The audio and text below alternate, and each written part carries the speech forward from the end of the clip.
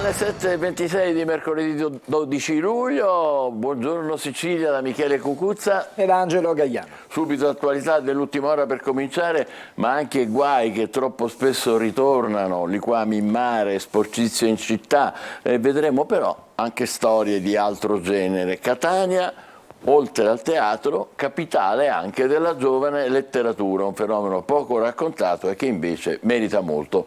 Quindi dicevamo, operazione dell'ultima ora della squadra mobile di Catania, 6 arresti per tentato omicidio, porto d'armi e detenzione o altri reati.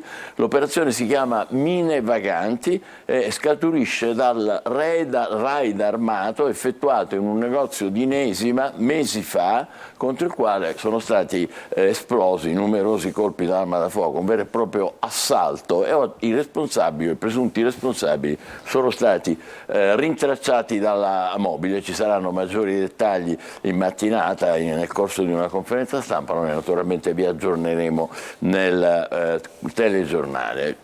E poi finalmente un'operazione contro una piaga che dura da sempre, che abbiamo denunciato più volte, il caporalato. Questa operazione avviene nel Nisseno con altri arresti, 8 in questo caso, eseguiti dalla polizia di Caltanissetta, proprio per sfruttamento del lavoro nelle province di Caltanissetta ma anche di Agrigento. Ecco, stiamo vedendo alcune immagini girate dai droni, queste sono più o meno le serre dove avvenivano questi reati, quali i lavoratori tutti extracomunitari lì dentro sarebbero stati costretti ad accettare paghe esigue e condizioni di sfruttamento in quanto ne avevano bisogno, quindi un vero e proprio ricatto, non avendo nulla per sopravvivere, gli dicevano prenditi questi soldi e stai zitto. Durante uno di questi controlli è stato possibile constatare infatti che uno degli indagati trasportava gli operai in assenza naturalmente di qualsiasi norma di sicurezza.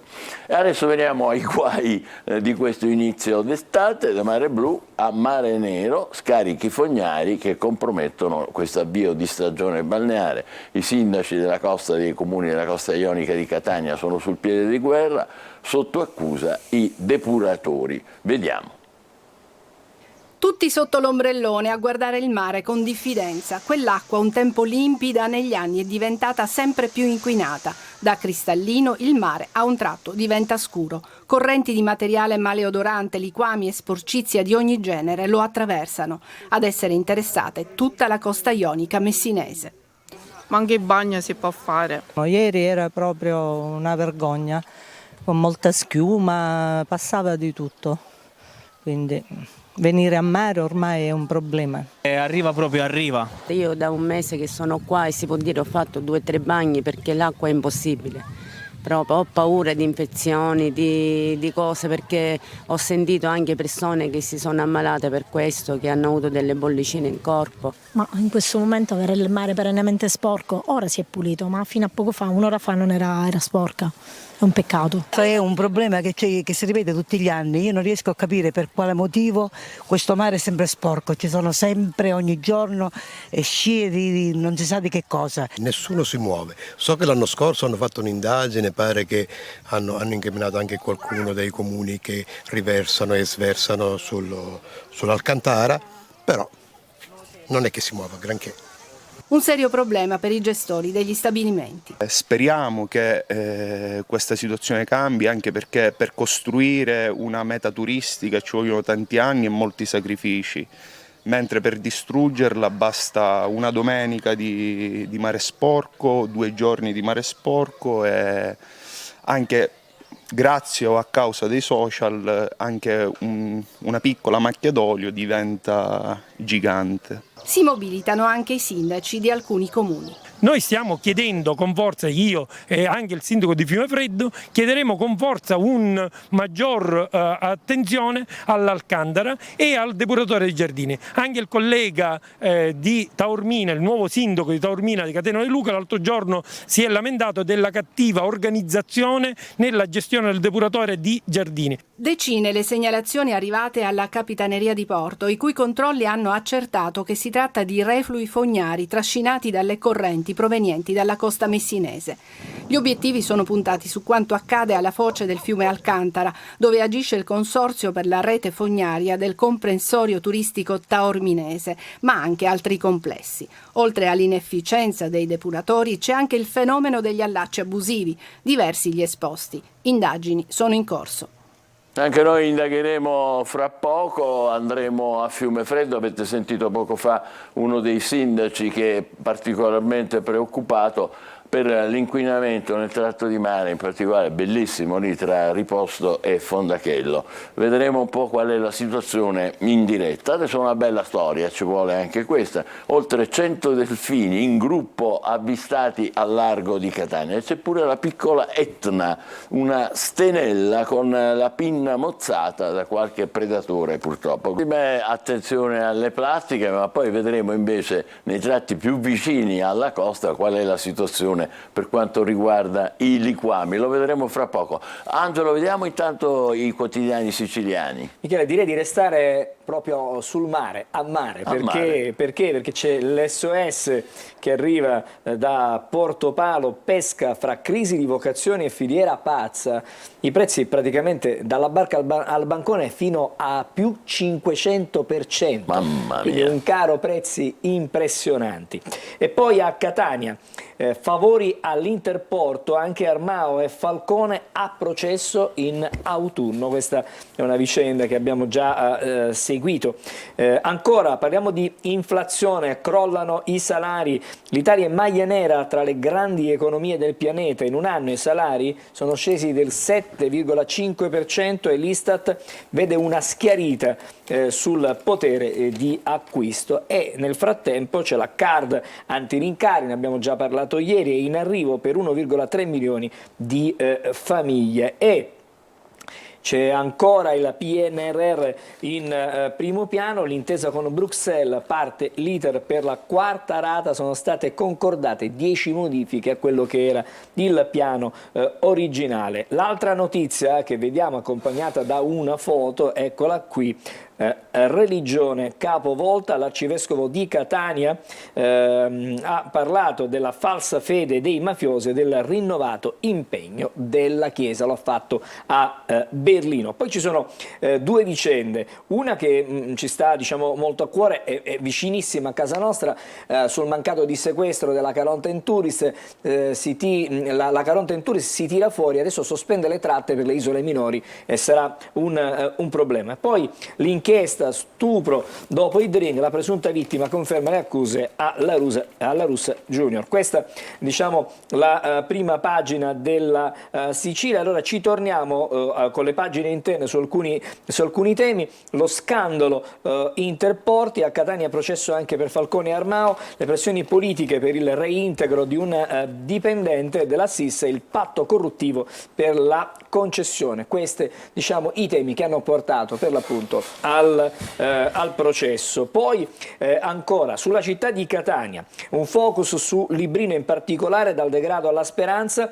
È emersa una contraddizione per le 3 uscite, tutto sullo stesso lato della futura fermata della metropolitana, le associazioni troppe incompiute. Insomma, si cerca di fare un focus su quella che è la città satellite nel nuovo confronto sui piani urbani integrati. E poi Schifani benedice la cittadella della salute, il presidente della regione sarà oggi a Catania e quindi avrà una serie di appuntamenti, prima in Confindustria, poi sarà all'ex ospedale San Luigi. Vedete, c'è proprio un approfondimento. San Luigi da oggi è la casa della comunità hub. Il presidente della regione e l'assessore Volo stamani benedicono la città della salute, che si trasforma come previsto per decreto e grazie ai fondi del PNRR, più servizi 7 giorni su 7, macchinari all'avanguardia. Il governatore farà il punto sullo stato di avanzamento dei lavori.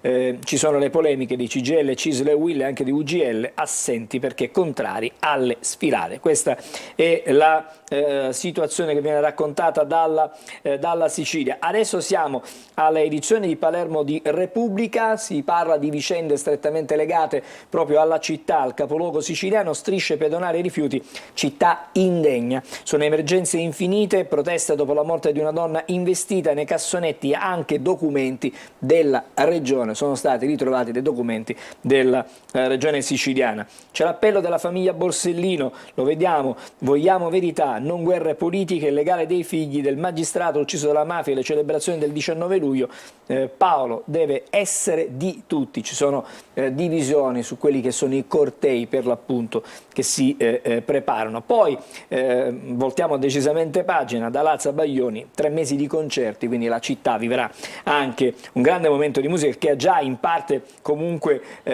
vissuto l'emergenza rifiuti, nel particolare dalle pagine interne della edizione di Palermo di Repubblica, nei cassonetti anche i documenti della regione, allo Zen, faldoni e planimetrie insieme all'immondizia. La Galla autorizza il conferimento nelle vasche di Bellolampo. Si sta cercando di trovare una soluzione a quella che è l'emergenza legata alla raccolta. La RAP non ha soldi per nuove assunzioni ma spende 1 milione per gli straordinari, quindi una sorta di un po' di contraddizione, no? Perché si potrebbero magari avere più dipendenti. Fra poco parleremo anche di sport, perché sottolineeremo un'impresa di un grande, ma lo faremo nella pagina nazionale, un grande tennista italiano. Parliamo di Sinner. Giornale di Sicilia mette attenzione sugli abusi edilizi perché si parla di un colpo di spugna. L'ARS, un piano per eliminare il vincolo dei 150 metri dalla battigia per oltre 200.000 case costruite prima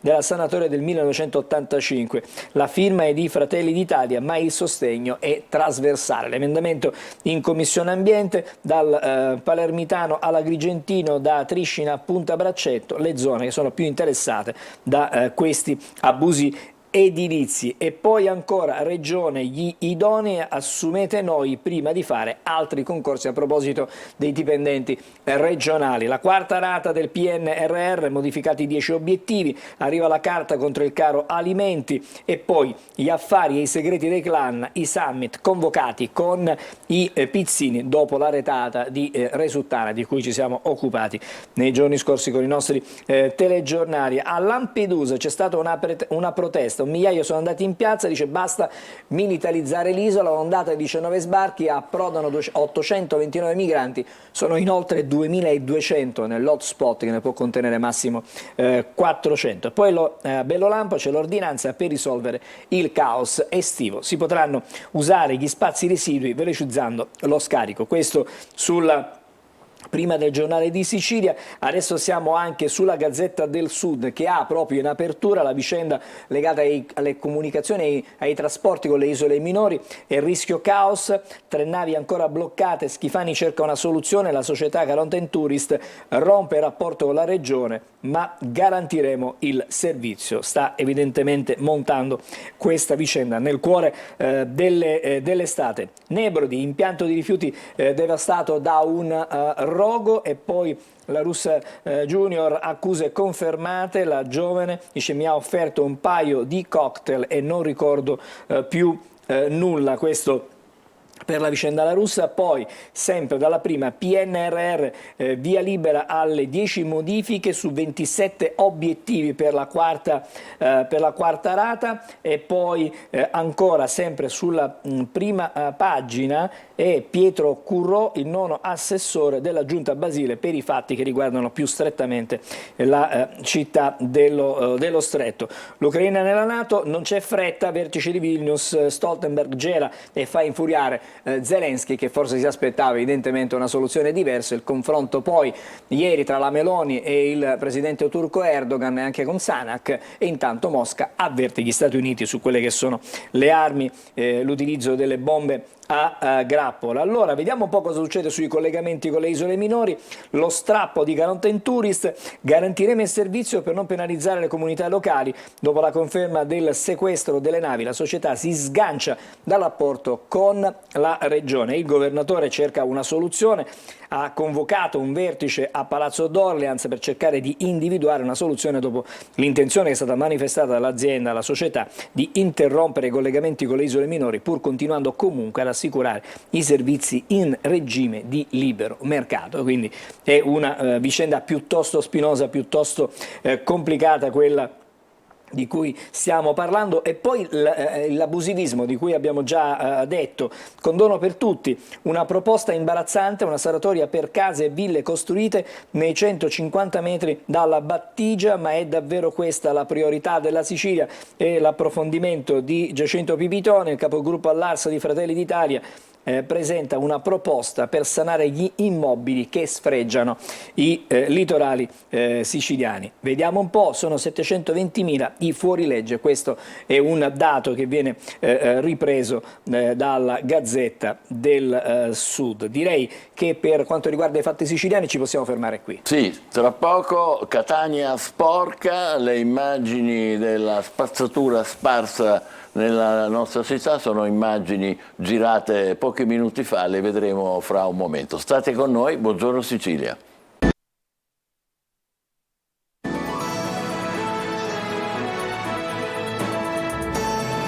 7.45, buongiorno Sicilia da Michele Cucuzza e Angelo Cheiano. Allora, usciamo dallo studio, andiamo a dare un'occhiata un po' in giro per le strade di Catania. Lo facciamo con delle immagini che sono state girate qualche minuto fa. Ecco, qui siamo nella zona Tondicello della Playa. Vedete un po' che bei panorami che si possono gustare, girate pochissimo minuto fa.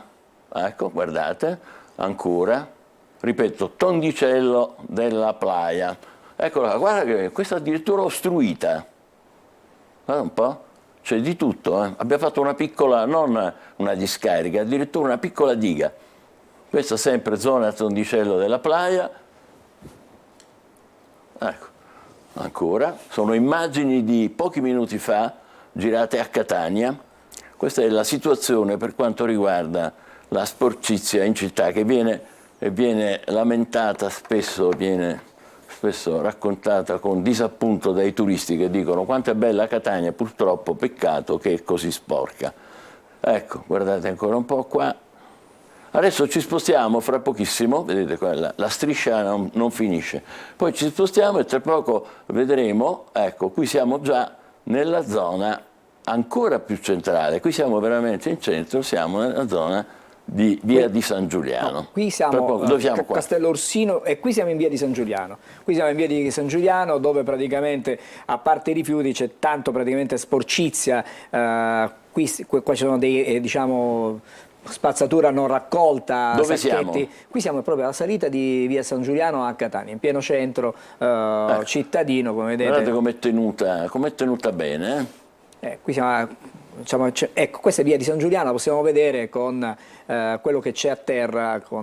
Diciamo, sono immagini girate all'alba, girate pochi minuti fa. Questa è la situazione per quanto riguarda la pulizia, o meglio la sporcizia di Catania all'alba. Noi continueremo a seguire senza tregua questa vicenda, perché dobbiamo assolutamente contribuire a fare in modo che si possa risolvere. Adesso passiamo alla rassegna stampa nazionale, Angelo. Sì, siamo sul Corriere della Sera. I temi stamattina che troviamo sui quotidiani: il vertice della NATO certamente, i colloqui avuti dal Premier Meloni, ma poi anche ancora la vicenda legata al caso La Russa e poi cronaca italiana e PNRR. Intanto l'Ucraina nella NATO, questo è il titolo scelto dal Corriere. Ma non ora, l'alleanza, mancano alcune condizioni, Zelensky incertezza a sud, la Meloni ha parlato con Erdogan. E a proposito della vicenda La Russa, la ragazza: mi sono sentita umiliata, questo è quanto ha raccontato al magistrato ieri. L'eredità del Cavaliere, si torna a parlare di Berlusconi a un mese dalla sua morte, così cresce il patrimonio dei fratelli Berlusconi, il patrimonio dei 5 figli di Berlusconi vola dopo l'eredità, triplica per Marina e Pier Silvio, 1,5 miliardi a testa. Poi PNRR, ritardi in liti, 10 modifiche per avere i fondi, e si parla anche di intelligenza artificiale, cambierà il pianeta. C'è un libro che racconta in qualche modo come avverrà questo. Oggi si annuncia una nuova epoca, in essa ancora una volta la tecnologia trasformerà la conoscenza, la scoperta, la comunicazione e il pensiero individuale. L'intelligenza artificiale non è umana, non spera, non prega, non ha sensazioni, né ha consapevolezza o capacità riflessive. È una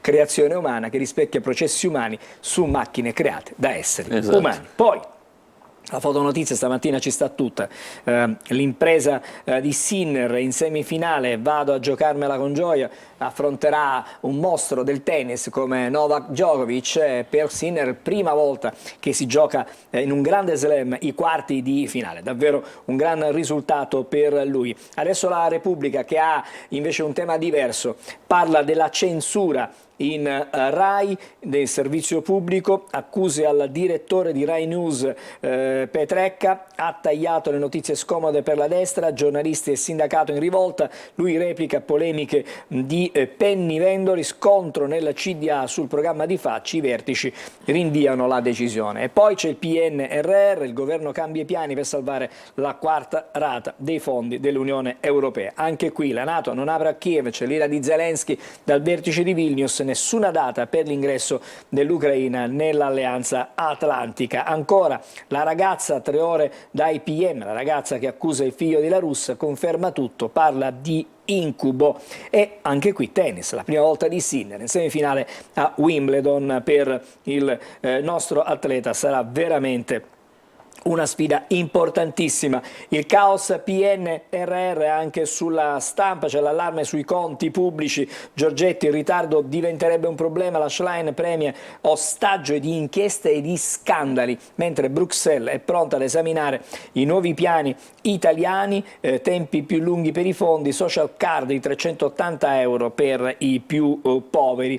E c'è poi un sondaggio politico, perché la Meloni resta stabile, ma le grane del partito costano 2 punti proprio a Fratelli d'Italia, secondo questo rilevamento, questo sondaggio. Fratelli d'Italia 27,8, la Lega al 9,4, Forza Italia a 7, per un totale del centrodestra a 44,7, mentre il centrosinistra è a 25,3, ma ci sono tanti indecisi, il 34,7%, che è una fetta importantissima. E poi abbiamo detto che si parla anche di NATO stamattina sui quotidiani. NATO, il dialogo a metà tra Meloni e Erdogan, la rabbia di Zelensky per diciamo una decisione che non c'è stata, una storia, il cuore di Solomia. A Kiev la mamma e il battito del figlio dopo il trapianto su una bimba. È una bella storia, ci sono momenti perfetti in cui il dolore e la gioia coincidono in un unico punto. Sono perfetti perché non negano il male, ma lo accolgono e lo trasformano in bene. Uno di questi si è compiuto ieri, una sala operatoria di un paese in guerra. Bella storia raccontata in prima pagina stamattina dalla Stampa. Poi il Messaggero parla di autonomia. Ieri ne abbiamo parlato a proposito dell'autonomia, cosa comportava per la scuola, e Fratelli d'Italia dice la scuola resti statale, quindi in qualche modo si cerca di evitare ulteriori spaccature, ulteriori gap. Ucraina nella NATO ma senza una data, Biden manda intanto gli F-16 in Turchia. PNRR, cambiano gli obiettivi. C'è l'intesa tra l'Italia e l'Unione Europea per la quarta rata modificata su caldaie, asili, colonnine elettriche, anche gli asili. Allora avremo i soldi per caldaie, asili e colonnine elettriche. E il ministro Fitto dice nessun ritardo, siamo più avanti degli altri, arriva la card sociale, attivazione entro il 15 Anche di questo settembre. è importante, bisognerà seguirla la card sociale, perché può veramente essere, come dire, una boccata di ossigeno. C'è una brutta storia di cronaca, orrore in crociera, stuprata a 15 anni da un inserviente. Il ragazzo spagnolo ha abusato a Napoli durante una sosta, i genitori erano a terra per una escursione. Che orrore. Il drink, poi il buio, caso La Russa Junior, la ragazza conferma le accuse ai PM. Anche qui Sinner tra i grandi di Wimbledon, un omaggio al nostro tennista. E poi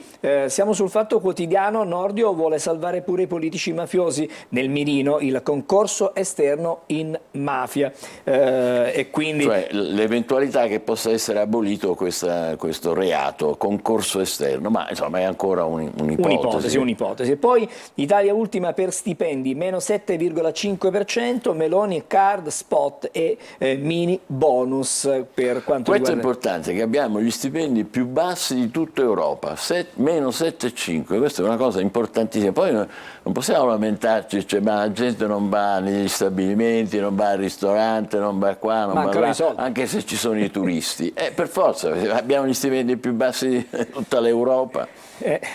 E poi il giornale si parla stavolta di scioperi, perché c'è uno sciopero spacca estate, così lo chiamano, agitazione nei trasporti, a rischio ferrovie e voli in pieno esodo e Salvini media non paghino gli italiani. Questa è la scelta fatta stamattina dal giornale. Ucraina nella NATO ma senza tempi certi, Zelensky si infuria. Il tema del PNRR anche qui ritoccato sui 10 punti, Fitto assicura c'è l'intesa con l'Unione Europea per la quarta rata e vedremo. Vedete che Roma se Catania piange, Roma non ride. Roma... Assolutamente no, guarda, Roma capitale dei rifiuti e della vergogna, ecco. Metropoli al collasso. Questo non vuol dire che siccome siamo in buona compagnia siamo assolti, al contrario. Assolutamente no, anche qui Sinner in semifinale a Wimbledon, insomma, stamattina è celebrato davvero su tutte le prime pagine. Le mani della Schlein sulle nostre eredità, lo scrive Libero, tasse, sinistra ossessione.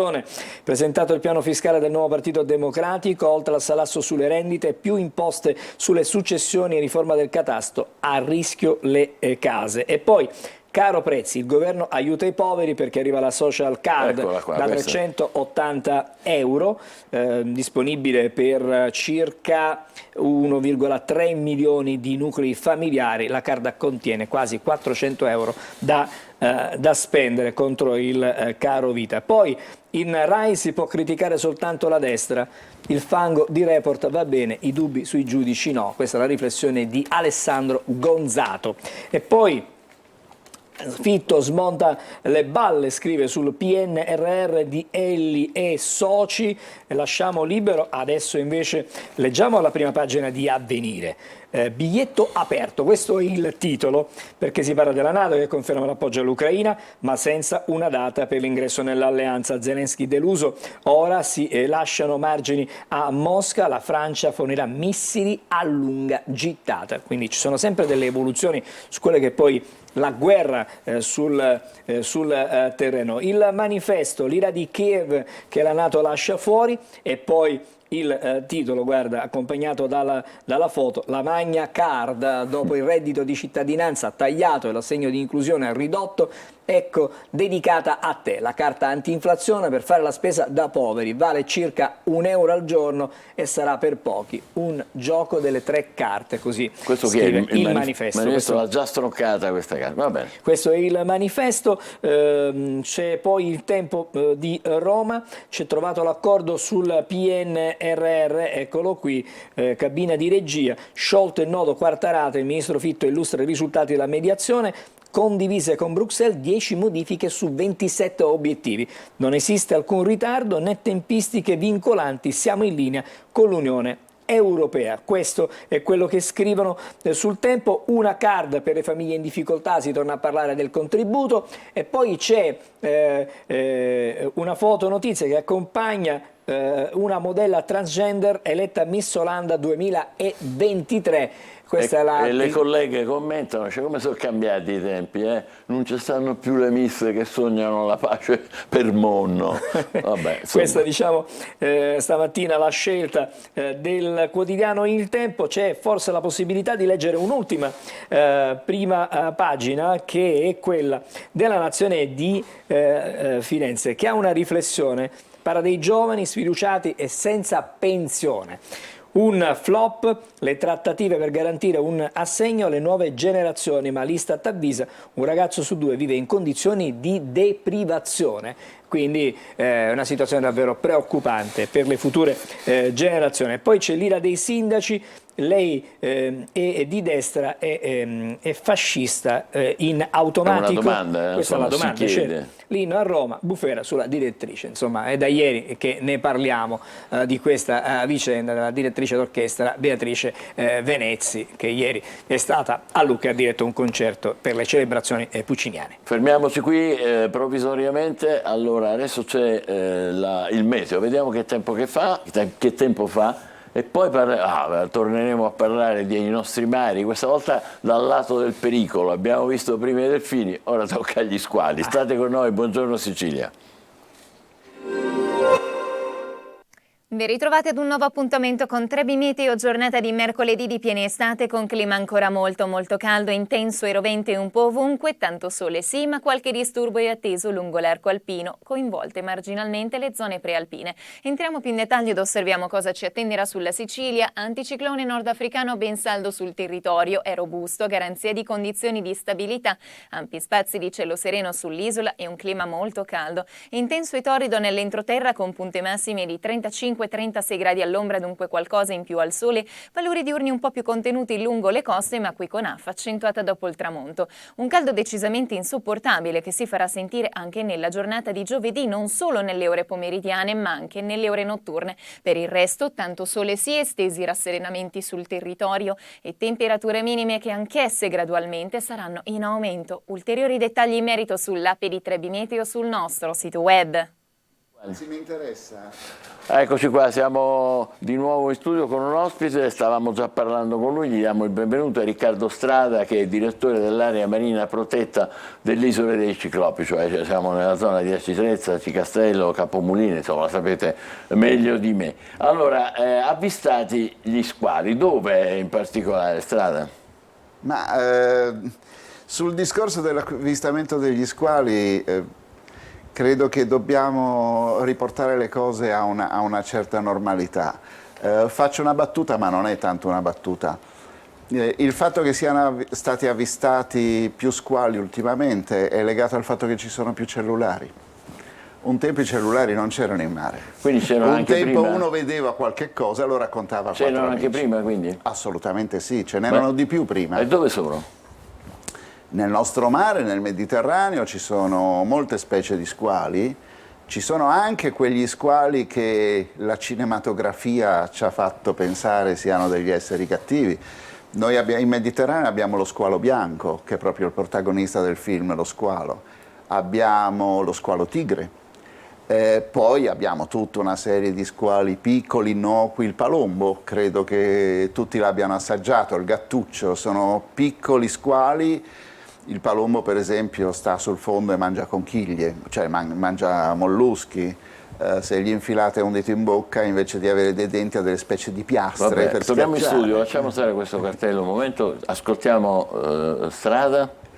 Quindi gli squali ci sono sempre stati, anzi in questo periodo sono in crisi perché soggetto di pesca abbastanza intensiva.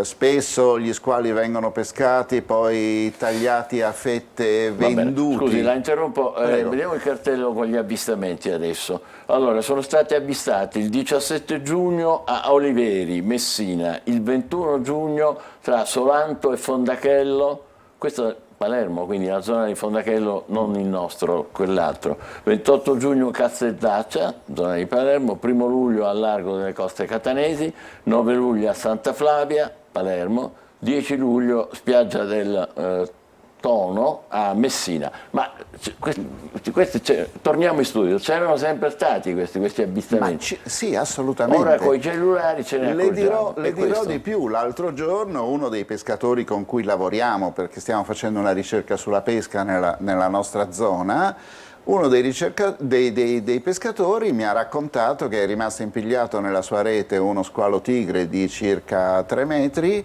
e lui era molto felice. Non l'ha pescato, si è liberato da solo, perché quando ci sono gli squali i pesci si spaventano, non vedono le reti e le pescate sono più abbondanti. E noi non ci dobbiamo spaventare. Assolutamente no. No, perché questo è importantissimo, il pescatore sarà felice e ci complimentiamo con lui, ma noi ci abbiamo paura. No, ma assolutamente no. Ma gli squali, prima di tutto, sono non solo disinteressati a noi, ma proprio gli diamo fastidio. Gli squali stanno alla larga, non vogliono stare vicino a noi. Poi il Mediterraneo è un mare estremamente pescoso, questi squali vivono in profondità normalmente, ogni tanto vengono in superficie, come dire, a fare un giro. Magari la temperatura dell'acqua li inganna, il cambiamento climatico in questo qualche cosa fa, però sono sempre stati presenti, sono sempre stati avvistati. Loro si cibano in profondità, a loro piace il pesce, mangiano il pesce, non addenterebbero mai, chiedo scusa alla battuta, le chiappe di un bagnante, perché non gli piace, la cosa proprio non gli interessa. Allora cos'è che li attira quando vediamo i film? Questa storia del sangue è vera? La storia del sangue è vera solo quando ci sono gruppi di determinati squali, che qua da noi non ci sono. Allora quando ci sono branchi di squali, e ci sono in alcuni mari tropicali, questa storia è vera. Qui da noi questa storia non è vera. Ma che dico, uno fortunato o particolarmente sfortunato ha visto uno squalo, che deve fare? Beh, io sarei felicissimo. Che farebbe? Niente, prima di tutto non lo inseguirei perché scapperebbe subito e mi perderei la vista. Starei se fossi sott'acqua con le bombole, come mi capita ogni tanto, starei fermo a osservarlo perché è di una bellezza esagerata. E se uno invece è preso dal panico, urla, si muove, agita l'acqua? Urlare sott'acqua è un po' difficile, però si può fare. No, sott'acqua, in superficie. Ah, ma se n'è già andato lo squalo. Se n'è già andato.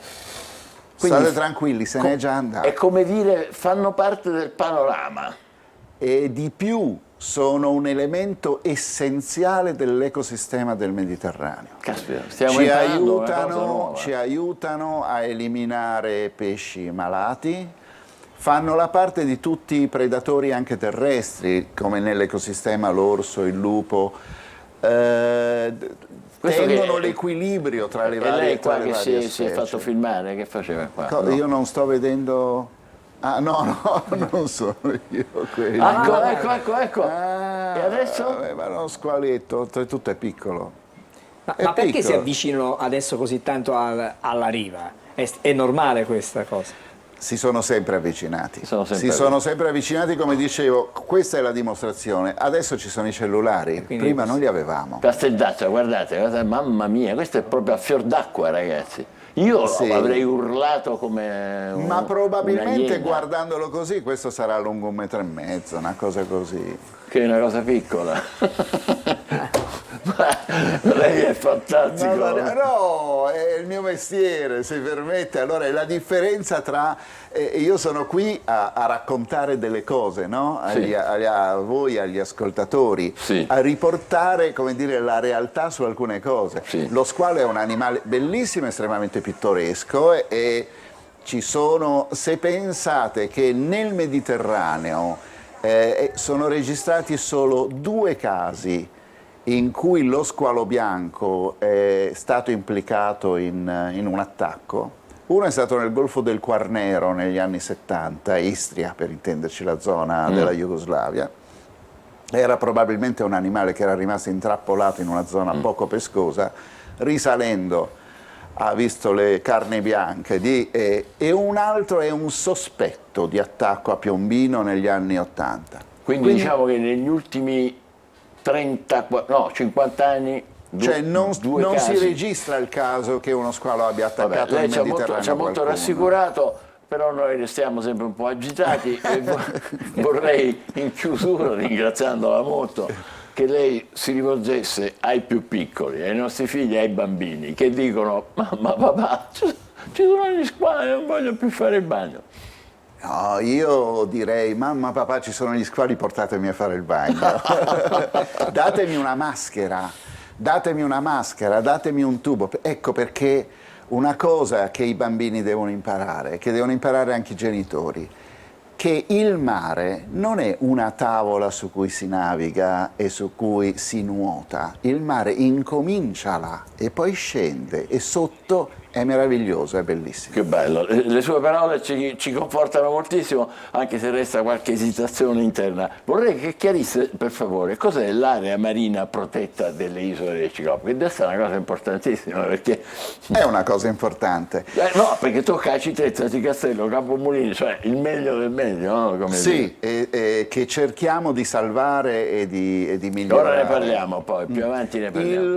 L'area marina protetta Isole Ciclopi è una delle 29 aree marine protette dello Stato. In Italia ci sono 24 parchi nazionali e 29 aree marine protette. Il livello, come dire, gerarchico è come se fosse un parco nazionale, soltanto che si protegge... Perché? È partito un filmato con l'audio. Quindi... Soltanto che protegge dal punto dove bagnano le onde a scendere fino alla profondità del mare. Ma sentiamo quell'audio che era bellissimo, vediamo, rimettetelo che è fantastico. L'avvistamento avviene sempre in modo traumatico, non avviene in maniera piana. C'è come una dice brutta lei. cinematografia, una brutta Ma qui siamo proprio a livello quasi Mettete della l'audio, riva. mettete l'audio un attimo, vediamo.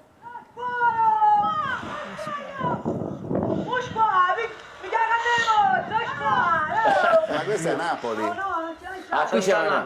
Quindi dove siamo qua? Questi parlano napoletano, Sì, sì, campano perlomeno. Sì, Non l'accento era quello. siciliano questo. Era... Però i toni sarebbero simili, secondo me. Sì, ma le faccio un esempio. L'anno scorso a Baia, vicino a Napoli, ha girato vicino alla spiaggia un piccolo di Capodoglio. E i toni erano simili, non è che fossero molto... Oh, balena! Allora, non facciamoci spaventare. Ma ci fa venire in mente le favole, Pinocchio, Sì. ci agita un po' meno, o no? Ci agita un po'. Beh, le assicuro che se le capitasse, e glielo auguro, di fare il bagno con un capodoglio, è una cosa meravigliosa, ma la prima volta è terrorizzante.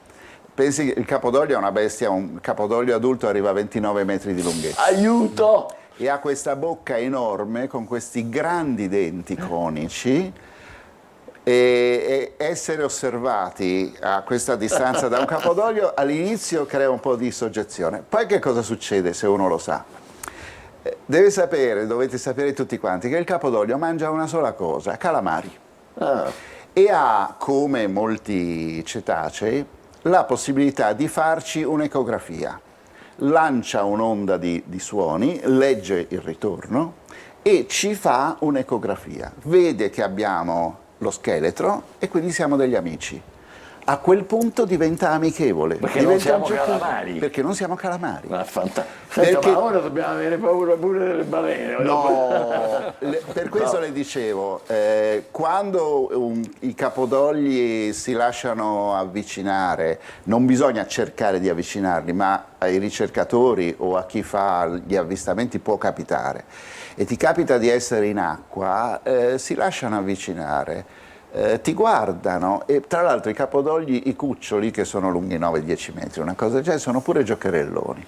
Vabbè, senta, io invaderei il prossimo argomento, visto che lei ha un importante ruolo, area marina protetta Isole Ciclopi.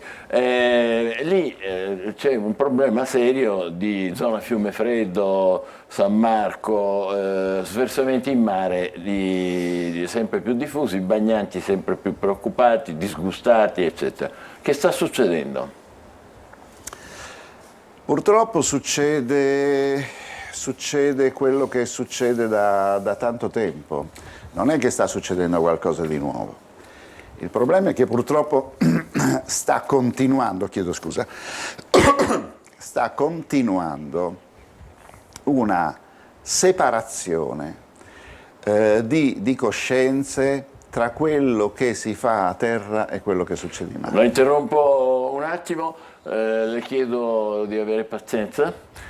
Può rimanere ancora qualche minuto con noi? Ma è un piacere per me. Grazie, lei è molto gentile, perché dobbiamo approfondire questa storia del cambiamento, perché lì dobbiamo toccare il problema anche del collettore fognario, giusto? Ci arriviamo, no? Sì, poi vorrei aggiungerne un'altra. Va bene, ne aggiungeremo un'altra. Facciamo una breve pausa e poi torniamo con il simpaticissimo Riccardo Strada che ci ha detto: ragazzi, fate il bagno con gli squali, non c'è nessun problema. State con noi, buongiorno Sicilia.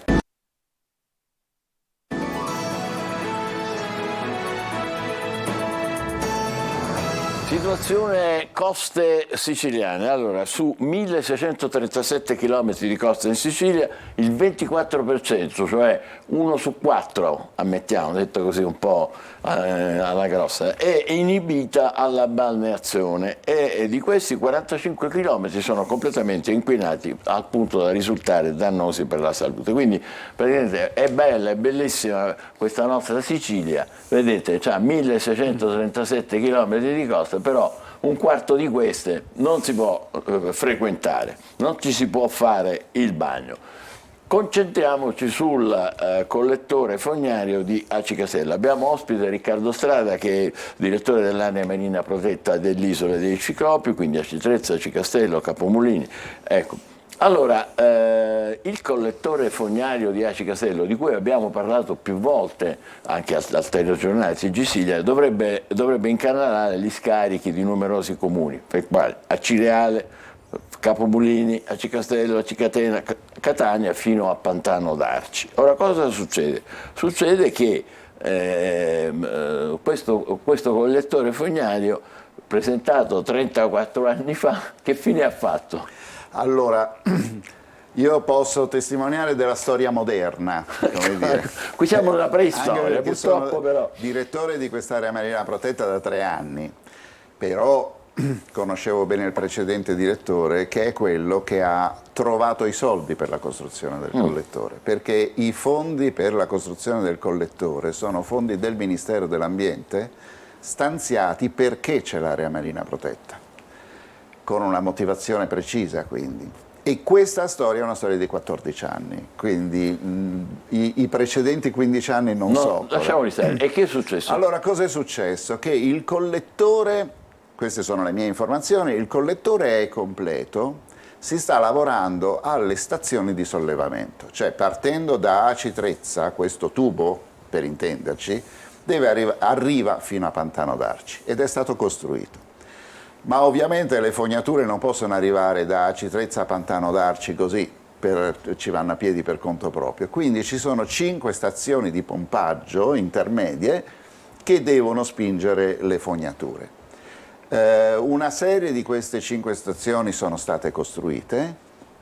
Da quello che so io, da notizie che mi dà il sindaco con cui siamo di Aci Castello, che si sta battendo come un Rottweiler azzannando ai polpacci il commissario unico e la regione, c'è un problema nella costruzione di 2 di queste stazioni di sollevamento, perché alcuni dei gestori dei sottoservizi, tipo credo l'Enel, non si sono presentati a spostare i cavi là dove deve essere fatto lo scavo per la costruzione della stazione.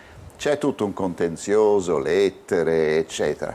Però c'è un gruppo, il comune di Aci Castello e alcune altre persone, che si stanno battendo per stare dietro, perché ci è stato promesso che nel giro di un anno dovrebbe essere un tutto anno? completo. Quindi dovremmo saltare io sulle promesse una è una promessa, 2 dovremmo considerare già persa questa stagione qua. Questa sicuro, cioè voglio dire, il funzionamento del collettore, siamo in estate, entro quest'estate è assolutamente impossibile, però io allora questo è un mare eccezionale. No, non sto scherzando, è un mare eccezionale e nel momento in cui avremo sistemato tutto, in pochissimo tempo si riprenderà a livello. Allora andiamo a vedere che cosa succede da un'altra parte, nella zona fra Riposto e Fondachello. Allora siamo in collegamento con la nostra Naomi Moschitta, con Lega Ambiente Taormina, c'è Anna Nessing. Vai Naomi, dalle tue parti com'è lì il mare? È come nella zona che aspetta le stazioni di sollevamento? Buongiorno Michele, bene, prima di parlare con il Presidente ho parlato con i bagnati, sopra il quale Facci vedere un po' lì il mare, vediamo un po' il mare. Fino alle 10 del mattino il bagno si può fare, poi viene invaso da questi liquami che in qualche modo impediscono la normale fruizione di questo mare, che è un mare stupendo della costa d'Italia. Presidente, qual è il motivo di questi versamenti e poi quanto lega ambiente? Cosa fate per cercare di risolvere i problemi? Allora, noi non possiamo ovviamente direttamente risolvere i problemi, possiamo sollecitare gli altri a risolverli. I problemi vanno risolti durante l'inverno. Si deve finalmente capire che sulle problematiche si deve lavorare da novembre a luglio, non a luglio-agosto, sempre in fase emergenziale. È inevitabile che i depuratori vadano in sovraccarico, è inevitabile che ci siano gli scarichi abusivi, per cui bisogna lavorare su queste problematiche, bisogna creare delle soluzioni. E le soluzioni ci possono essere, ma anche appellandosi a quella che è la riconversione ecologica, cioè creare per esempio delle aree di fitodepurazione, fare sì che il depuratore consortile Taormina, Giardinina Axos, Letoianni, Castelmola abbia finalmente il pennello a mare. Le possibilità ci sono, ma bisogna lavorarci seriamente e usufruire anche di quelli che sono i finanziamenti sia regionali che della Comunità Europea. Ovviamente c'è la problematica che riguarda gli uffici tecnici. Se ovviamente gli uffici tecnici o i depuratori, i CDA dei depuratori non sono in grado di creare una programmazione e una pianificazione, è difficile che riescano ad attingere ai finanziamenti. Per cui questi organi devono avere dei componenti che sono all'altezza. Quindi mi diceva che è prevedibile, no? Immaginare che... non è solo prevedibile, succede da anni. Questa fase emergenziale c'è ogni luglio e agosto, e ogni luglio e agosto si parla dell'inquinamento a mare, ma poi ci dimentichiamo della problematica. Bisogna seriamente lavorare sul problema, bisogna spingere i comuni a spendere i soldi per i depuratori. C'è per esempio il depuratore consortile di cui accennavamo sull'Alcantara, che ha una situazione debitoria spaventosa, 11 milioni di debiti da parte dei comuni che partecipano al consorzio. La situazione si ripercuote con i pagamenti.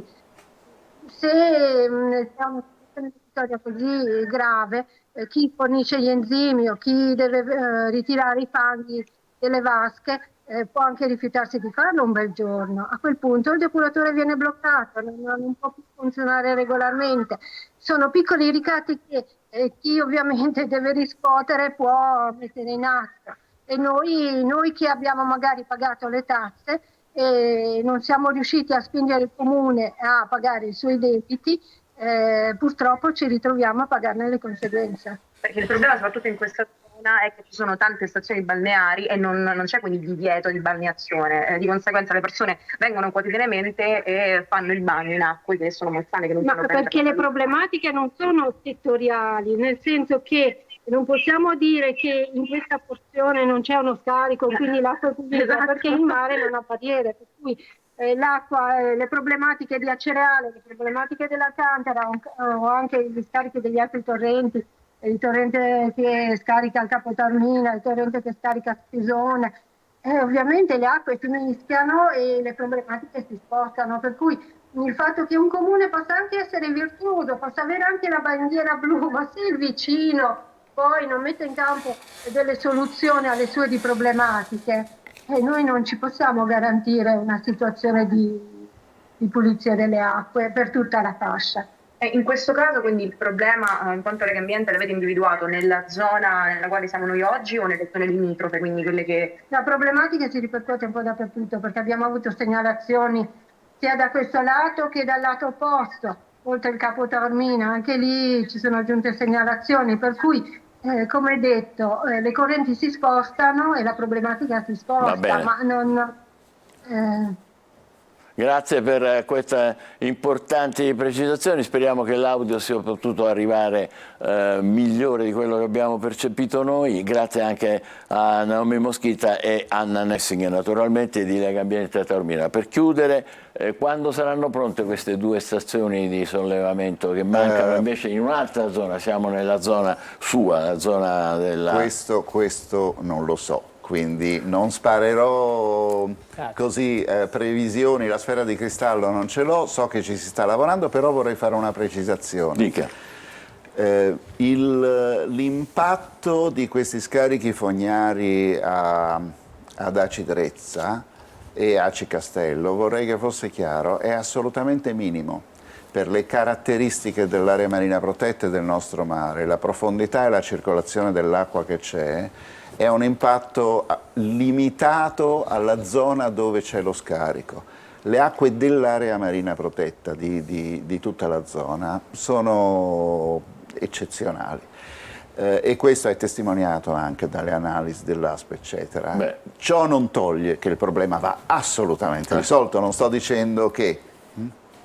Sono precisazioni importanti. Potrei dire una cosa, c'è una cosa che ci preoccupa molto. In chiusura rapidamente, per favore. Rapidamente, la progettazione del depuratore consortile di Acireale. Acireale con una serie di... Il depuratore consortile di Acireale, che è in fase di autorizzazione, è stato progettato in maniera incompleta e rischia di scaricare nelle nostre acque non completamente depurate. Noi stiamo lavorando fattivamente per fare in maniera che la progettazione sia completata e che vengano sistemate queste cose. Ci tengo informati perché è una cosa assolutamente importantissima, come le altre che abbiamo visto prima. Allora, grazie a Riccardo Strada, direttore dell'area marina protetta delle Isole dei Ciclopi, e tra poco faremo una breve pausa adesso e poi tra poco parleremo dei giovani scrittori siciliani che crescono. State con noi, buongiorno Sicilia.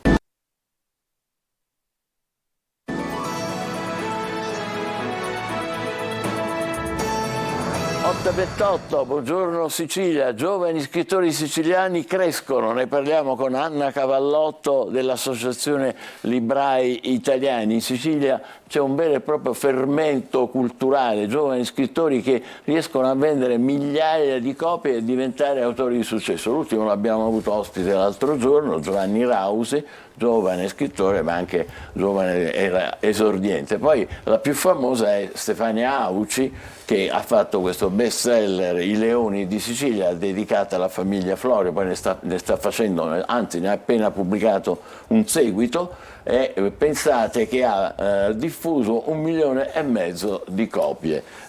Anna Cavallotto, è una bella realtà questa. Ma la Sicilia è sempre stata la patria, una regione in cui gli autori da sempre, il Novecento è stato caratterizzato da autori siciliani che hanno determinato anche la cultura e che sono, dopo 100 anni, si leggono ancora e costituiscono. L'altra è Cristina Casascalia, di nota, ormai catanese di adozione, che è al primo posto, appena uscito il libro la settimana scorsa, al primo posti. Come si chiama il suo libro? La banda dei Carusi. La banda dei Carusi, che tra l'altro stanno cominciando a girare, hanno girato le settimane scorse una serie televisiva. Quindi... Il vicequestore Vanina Guarasi. Allora, queste mica vengono da chissà dove, vengono da qua, da noi. Siciliani. Quindi la Sicilia, Catania non sono soltanto grandi tradizioni di teatro, ma stanno diventando sempre di più capitale della giovane letteratura italiana. Ce ne sono tanti altri. Ce ne sono tanti altri e voglio precisare che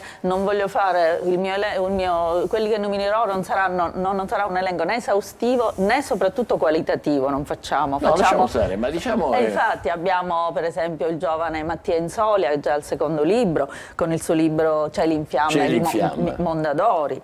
Abbiamo Lorena Spampinato, Piccole cose connesse al peccato, di Feltrinelli. Poi abbiamo Giuseppe Paterno Radusa, Demoni urbani. Questo è particolare perché lui nasce come podcast, quindi da una trasmissione televisiva. Ecco, ma chi sono questi giovani scrittori? Sono giovani che appunto di varie età, dai 28 ai 35, 40, che hanno siciliani, dove praticamente, tra l'altro in una regione in cui si legge meno che in tutta in Italia. In un paese in cui si legge poco. In Italia si legge meno che negli altri paesi, ma in Sicilia rispetto al nord si legge molto meno. Comunque loro pubblicano. Tra l'altro pubblicano con editori, quindi non sono editori locali, che non perché gli editori locali sono inferiori, ma è chiaro che la distribuzione può essere inferiore, ma sono editori a livello nazionale, quindi case editrici importanti e storiche. E sono residenti qua, non sono andati via? No, sono residenti qua, chiaramente ora cominciano, visto il successo, magari qualcuno si comincia a spostare o comunque a andare avanti e indietro, però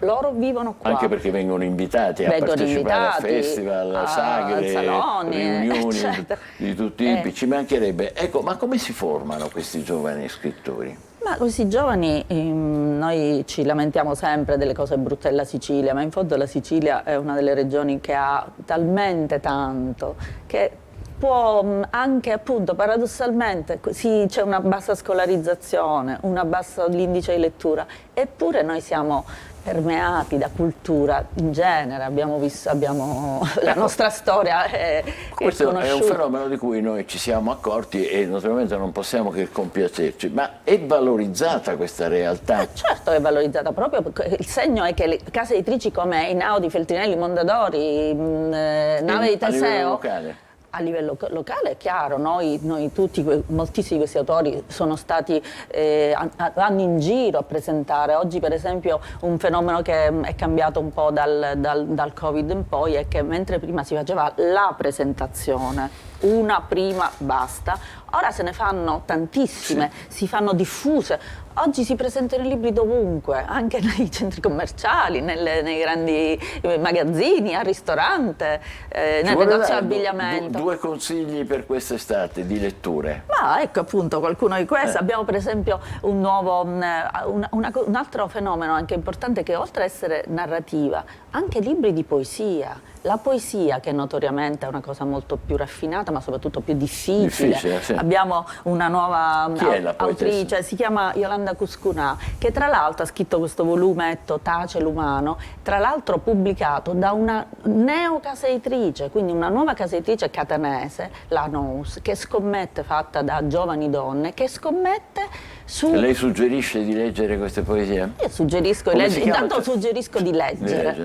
Ce la ripete per favore? Non come ha detto il ministro, però, senza fare battute, le copertine, ma andare un po' oltre, perché ci ripete chi è la... Tace l'umano, Yolanda Cuscunà, Nous editrice. Poi chi abbiamo ancora? Poi abbiamo Mattia Corrente, per esempio, questo La fuga di Anna, è un palermitano pubblicato da Sellerio, un libro molto interessante che appunto fa vedere proprio, anche lui è giovanissimo, ha 36 anni, ed è lui è stato un ghostwriter per tanti anni e ora ha scritto il suo primo romanzo, quindi c'è un filone comune che hanno, oppure cos'è? No, sono varie, perché alcuni vengono dal mondo editoriale, quindi hanno lavorato, hanno cominciato magari a fare articoli, a fare ghostwriter, a editor, collaborare, altri invece, per esempio, poi abbiamo un fenomeno catanese importante, Viola Di Grado, che non si può dire un esordiente perché ha vinto il Campiello nel 2011 con la sua opera viva 70 Crico e 30 Lana, ma che è figlia d'arte, ma non per questo che sia figlia d'arte, è perché nella letteratura non esiste la raccomandazione, perché la raccomandazione può andare bene all'inizio, quando tu magari sei facilitato, ma il libro... L'ultima domanda, Anna Cavallotto, lei che è dell'Associazione Librai Italiani, chi frequenta le librerie catanesi, in particolare siciliane? Le librerie fortunatamente sono uno dei settori che sono frequentati da tutti, perché noi diciamo abbiamo i libri come si nasce, come nasce un bambino, a come costruire la cappella funeraria. E io dico, accompagna tutto il mondo, qualunque cosa, qualunque argomento lo trovi in libreria. Ma ci sono tutti, quindi passano da voi tutti? Si era perso la fascia giovane, ma invece c'è un grande ritorno, grazie, che iniziò tanti anni fa con Harry Potter, ma è continuata oggi con per esempio il fenomeno dei manga, dei fumetti. Quindi c'è un ritorno. Chi li ha spinti è stato Harry Potter? Harry Potter paradossalmente ha avuto questo grande merito di avvicinare i ragazzini alla lettura. Volevo farvi notare e sottolineare come stamattina sul quotidiano La Sicilia di Catania c'è una pagina dedicata a Roberta Castelli. Delitto di Vietnam, Fratelli Frilli. Scorre sangue all'ombra dell'Etna. Roberta Castelli ambienta il suo libro Il delitto in via Etnea nella sua terra natia, ispirandosi proprio a due persone realmente esistite. Poi dice: chi lascia morire Catania pecca tragicamente. Queste Che sono ne le sue pensa? parole. Infatti è importante, cioè noi ci meravigliamo perché ci sono tutti questi scrittori nel panorama, perché noi vediamo che so, la Sardegna, ce n'è 1, 2, il Piemonte, noi abbiamo questa, quindi dovremmo fare una profonda riflessione di quanto possa essere ricca di stimoli la nostra terra e dovrebbe essere migliorato tutto ciò. Questo sta avvenendo secondo me e noi vogliamo registrare proprio questo fenomeno. Ce la mettiamo tutta. Questo risveglio delle attività culturali in generale naturalmente, ma soprattutto per quanto riguarda la giovane letteratura siciliana. Grazie moltissimo Anna Cavallotto per le tante informazioni che ci ha dato, i suggerimenti, Grazie a voi che siete sempre aggiornati e ci fate appunto, permettete, anzi aumentiamo sempre cose brutte, esatto, non è bello. ci ripromettiamo di farlo. Grazie. Adesso lo ridiamo insieme con Uccio De Santi, sei insieme. Uccio. Pronto? Ehi, sono Umberto. Ciao. Pronto? Mi senti? Sono Non ti Umberto. Ehi, Ti ho visto ieri, ti ho suonato pure con la macchina, non manco ti sei girato. mi sarei girato, se ti vedevo mi giravo ovviamente. Però, sinceramente, ho visto bello asciutto, ma che stai facendo? Palestra? No, sto cercando di perdere un po' di chili, sto facendo una dieta. Ah, che dieta? La dieta del calciatore. La dieta del? Del calciatore. Ah, e quanto hai perso? 2-0, già fa quello. Prima che me ne scordo. Volevo dirti, tu te lo ricordi Ciro? Chi? Ciro. Chi è Ciro? Oh, il Neturbino. Ah, quello che pulisce le strade sotto a casa mia. Beh, Ciro, com'è? L'hanno licenziato. No, che licenziato? Dai, perché? Per quale motivo? Pure c'è la famiglia, c'hanno 2 bambini, ma perché l'hanno licenziato? Beh, però, sinceramente, se l'è andato a cercare lui. Allora, tu sei un neturbino, devi pulire la strada. Durante le ore di lavoro ti metti a fare sesso con la tua amante, dai. Con l'amante? Vabbè, comunque, devo dirla tutta, Umberto, di scopava però, Onesto. Sì. Ciao, ci sentiamo. Ciao.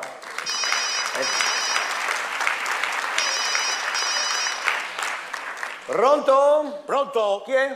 Dottor Uccio? Sì, sono io. Salve. Dottore, senta, io dietologo, vero? Dietologo, sono io, sì. Dottore, senta, io devo dire una... Dottor, io praticamente la mattina, no? Quando mi sveglio, passo davanti allo specchio e mi vedo grosso.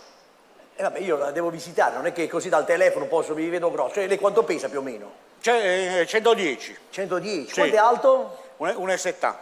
Non è che si vede grosso, può darsi che è grosso veramente, che significa? Cioè, voglio dire, dovrebbe pesare a occhio e croce, visto l'altezza, visto 80, 78 kg. A coscia, diciamo, più o meno. Comunque adesso bisogna fare una visita approfondita. Nel frattempo io eviterei alcune cose, eviterei i carboidrati, le do un consiglio, sicuramente il peso c'è, e bisogna un po' smaltire tutto, quindi eviterei i carboidrati, la pasta la eviterei, eviterei però anche i liquori, per esempio, perché i liquori fanno male, eviterei proprio la Coca-Cola, l'aranciata, la birra, eviterei anche il vino.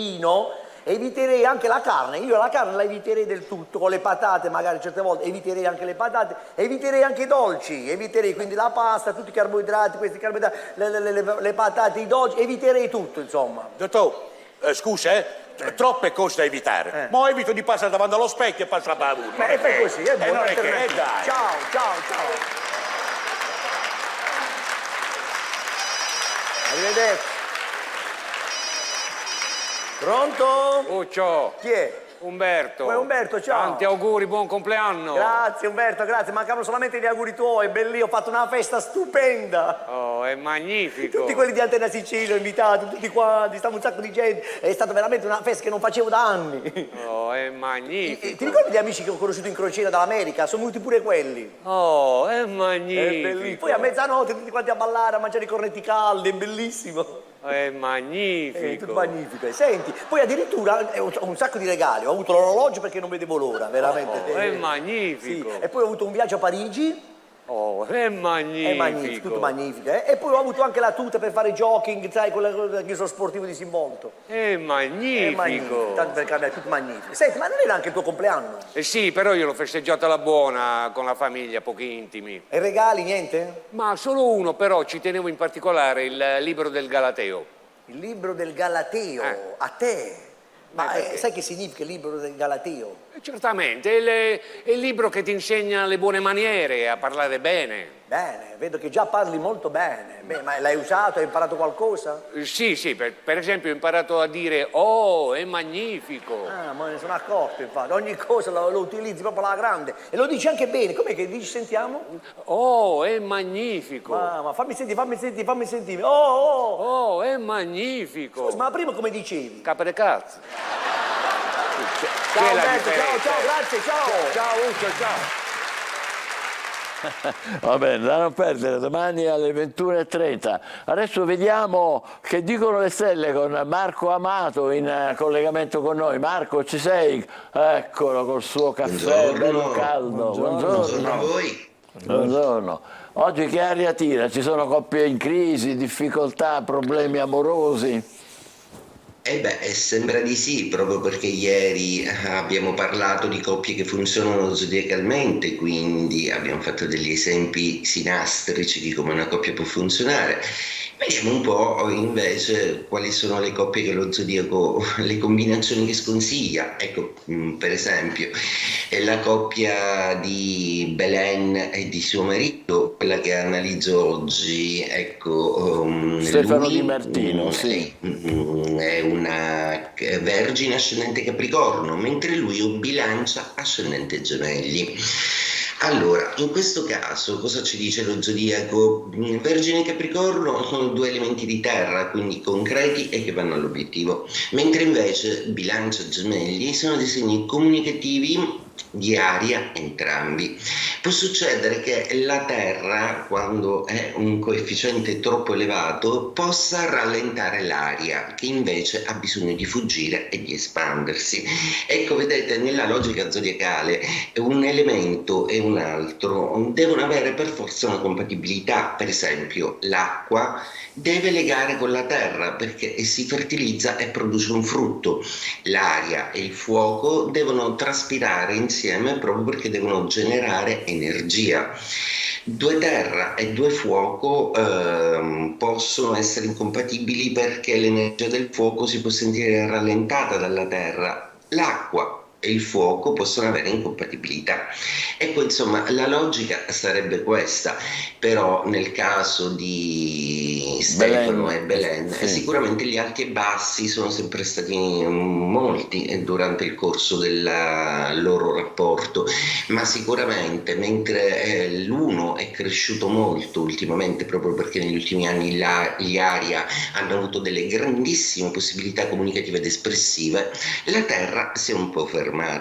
Ma tutto è un ciclo e tutto riparte, quindi auguro a tutti e due i protagonisti di riprendere il loro rapporto molto importante e tra l'altro con un bellissimo frutto che è stato un bambino bellissimo, anche se sicuramente i soggetti hanno sempre delle esigenze abbastanza diverse.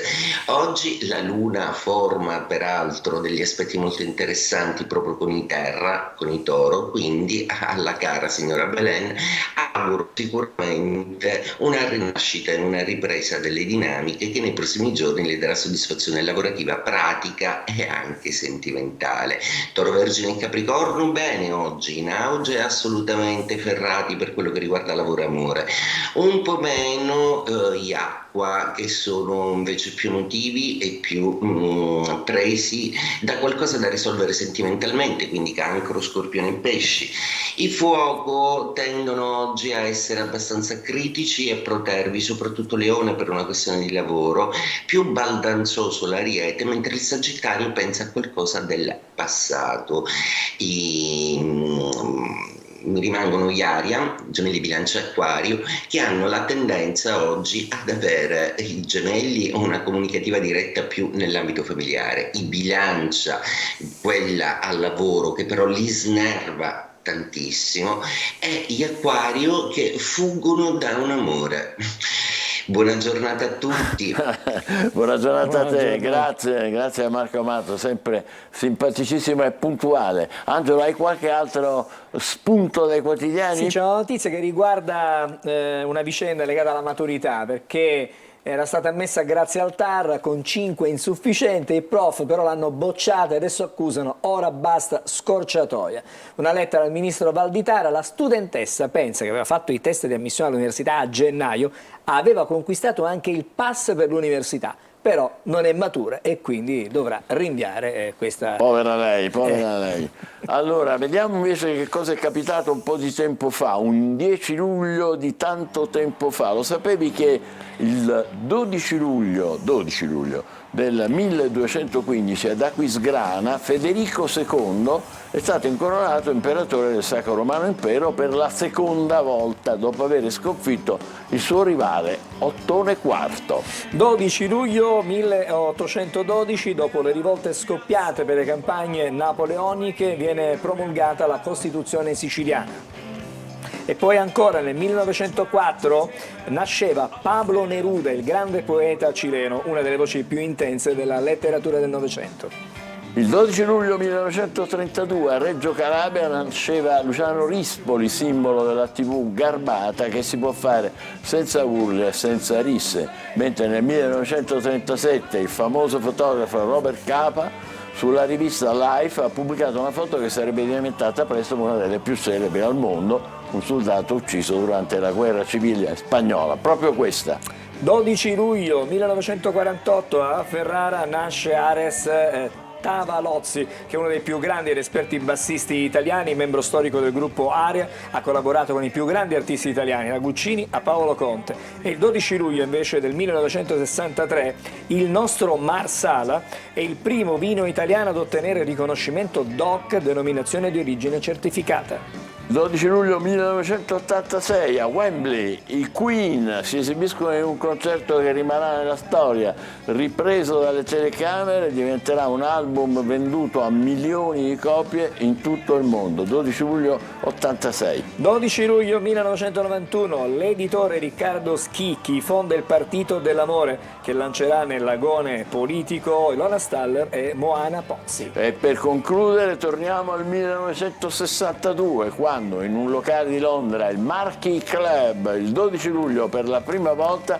si esibisce una band scatenata che state sentendo in sottofondo. È nata così la leggenda dei Rolling Stones e noi ci lasciamo e ci diamo appuntamento a domani con Honky Tonky Woman, uno dei loro pezzi più famosi d'epoca. Rolling Stones, buongiorno Sicilia, a domani. A domani.